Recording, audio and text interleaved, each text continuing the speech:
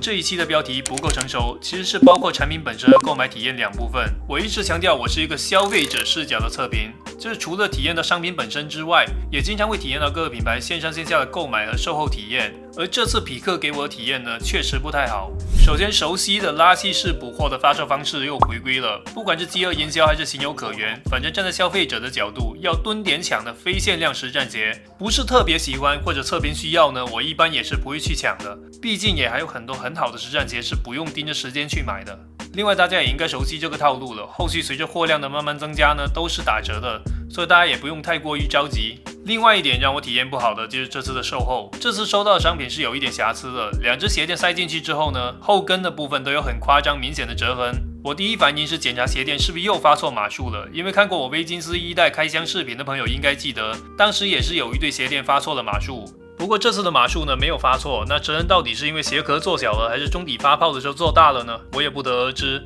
总之就是互相无法完美的适配。那我问了客服之后呢，他们也承认是有瑕疵的，但是给我的方案就是补偿25元，或者是退货。那我肯定是无法接受的，同时也怕瑕疵会影响到穿着体验，希望能给我更换一双鞋垫，能够更完整的体验这双鞋。但匹克官方旗舰店的客服回复是没得换，要不就是拿25元的补偿，要不就是退货。一般情况下呢，我是会无奈退货的，但这双鞋目前要靠抢又没有货的情况下，退了就没有鞋拍视频了，就很无奈。如果我会需要这25的话，那我300完全可以买其他的实战好鞋，直接立省100多。为什么要400买一双瑕疵品呢？那不能换的原因是不是因为一双鞋垫的库存都没有了呢？那当然不是了。隔2天呢，我就看到匹克会员群的小程序又在补货了，而且本来即使没有补货呢，我也不相信他们一双鞋垫的库存都没有。即使真的一双库存都没有，也可以问我愿不愿意等补货再给我换，而不是将错就错，补25元把瑕疵品卖给顾客，或者是直接剥夺一个对匹克有好感的顾客体验匹克产品的机会。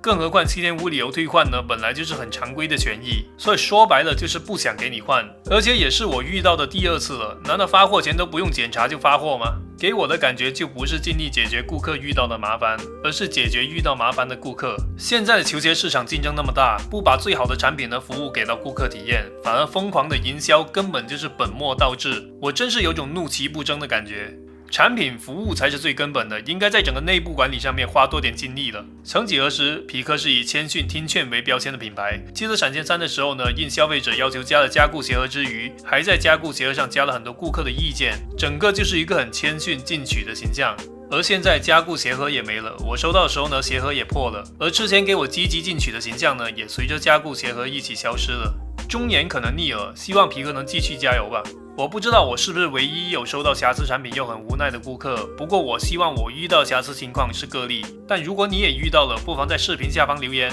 记得维金斯1代一开始也是说没得换，视频一发呢就主动联系我可以换了，连评论区里面有同样情况的小伙伴也被主动联系解决了问题。这是我觉得做视频过程中一个很有意义的瞬间，也是我做这些的动机之一。那我们继续回到球鞋本身，抛开不愉快的购买体验，我们还是就鞋论鞋。先说一些我觉得可以提升的点吧。首先，鞋垫的整个外壳并不是严丝合缝的契合，像刚刚的折痕也是侧面反映的这个问题。另外，因为它的壳是很软的，而且鞋垫没有做得非常匹配的情况下，像后跟的前掌的一些部位呢，里面就会是空的。我已经把鞋垫很用力的往底部推了，但按压外底某些位置呢，还是会有部分的虚位。这些虚位呢，肯定也会多少影响到触地的感受。另外就是前后掌的过渡呢是比较一般的，因为它的外壳是非常软的，加上是嵌入式的中底，所以它的前后掌呢没有办法做很明显的上翘定型，上脚一踩呢也会明显塌下来一点。整个前后掌外底的部分呢还是比较扁平的。另外，一般滚动感比较好的鞋呢，都是中段比较厚的，然后两头呢翘起的设计。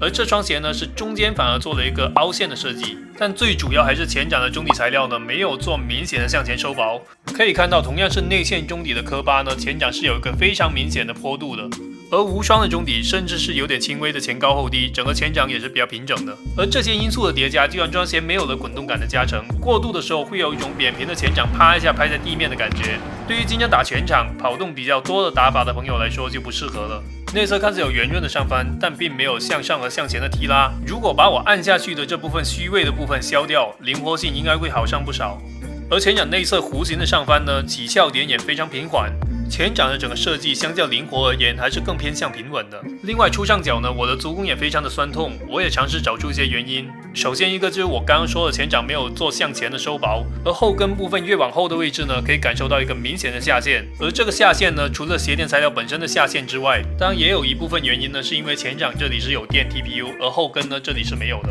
也有一部分是刚刚提到的虚位造成的，整个重心就会有轻微的前高后低的感觉。另外就是内侧的刚性是明显不足的，会有比较明显的拧麻花的现象。我觉得拧麻花时足弓受力代偿可能也是一部分的原因。防侧翻其实是没有问题的，虽然外侧看起来有很夸张的形变，但其实重心适中的情况下，脚在鞋内还只是水平的移动，总体来说还是稳定的。中底虽然有一块粘在中底材料上的 TPU， 但是整个外壳呢实在是太软了，整双鞋在抗扭方面呢有点各为其主的感觉，一体性不高。而且 TPU 是靠近外底放置的，中底材料又是偏软的，形变呢其实没有得到外壳或者 TPU 很好的限制，所以并不能给到足弓处更实在一点的支撑感。我觉得这些可能就是足弓酸痛的原因。除此之外，后跟也是有轻微的掉跟，它在后跟也做了中底材料的上包，一是占据了后跟的一点空间，整个后跟的轮廓呢变得不太能锁住后跟，同时上翻的中底材料呢也是比较滑的，所以会有轻微的掉跟现象。最后就是这次的 SWR 耐磨橡胶并不是很耐磨，硬度数值只有58，而且我记录了一下新鞋状态，室内木地板2小时使用后的外底已经有部分的细纹被磨掉了。对于主打外场以及不是很多鞋交替穿着的朋友，还是要慎重的选择。那接下来我们就说一下这双鞋的一些优点。首先，透气性非常出色 ，TPU 纱线编织而成的鞋面，在鞋头和两侧都做了大面积的镂空，透气性绝对是 T0 级别的存在。另外，缓震在外线鞋中也是比较出色的，因为它是嵌入式中底，没有中底部，没有鞋垫，没有各种中间粘合胶水之类的，所以能够降低重量的同时呢，整个中底也几乎全是中底材料，那同等重心下就能有更好的缓震表现，这也算是嵌入式中底球鞋的一个优势。一膜双密的中底呢，按压能感受到边缘白色的部分会更硬一些，支撑效果会更好一些，而中间黑色的会稍微软一些，但整体的脚感呢，我觉得是偏吸收缓冲型的，同时启动也不会很拖沓，缓震启动两者都平衡的不错，而且它的重心其实并不算低，起码肯定不算是贴地飞行，就前掌的厚度捏起来就已经挺厚了，前后掌几乎是同种材料的情况下，一样的回弹率就已经说明了一切。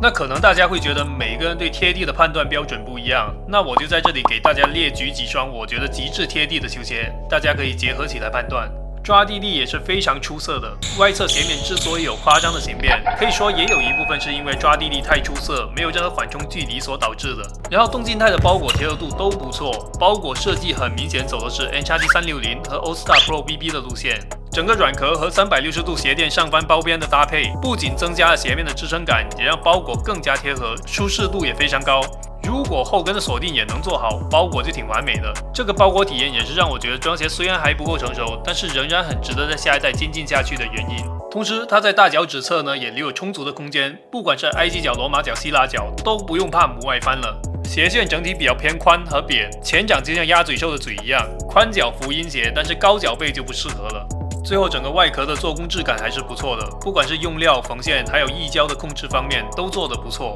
像后跟这个皮革加刺绣的 logo 质感还是不错的，这个像基因序列一样的 logo 也应该是结合了无双这个双字的特殊字体演化而来的。但是鞋垫的做工就不敢恭维了，除了刚刚说的折痕之外，整个看起来也是比较粗糙的。其中一个鞋垫的 TPU 粘合的位置呢，也是比较随意的。尺码的话，还是跟以往一样偏大一码，但是这次的内长呢，会感觉略微偏短。我平时李宁43码长度是有一点点富余的情况下，这双42呢已经没有富余空间了。所以如果你平时李宁43码呢是严丝合缝的情况下，那可能这次的42码就会有顶脚趾的情况。那这种情况下呢，还是可退换的渠道先试一下比较稳妥。哦，差点忘了，这双鞋目前呢只能退不能换。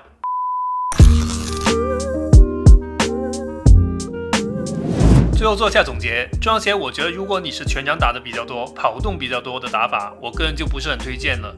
相反，如果你不是低足弓、瘦脚、高脚背，平时比较多打的是半场偏节奏型的打法，强度没有那么高，同时对缓震有一定要求的外线，而你又很喜欢这双鞋的外观，那你可以尝试一下。否则的话，这个价位其实还有很多更好的选择。那这一期的节目就到这里了，希望大家可以多点赞、关注，支持一下真实的球鞋分享。真实的声音能否有力量，很大一部分取决于屏幕前的你们。最后感谢你们的收看，我们下一期再见。